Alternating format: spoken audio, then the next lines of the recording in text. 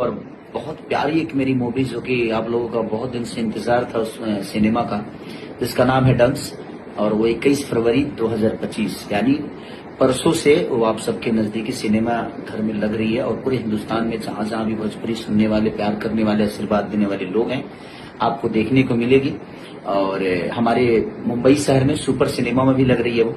तो आप प्लीज जाइए, और हम भी कोशिश करेंगे कि मुंबई रहेंगे तो हम जरूर आपसे मिलने आएंगे।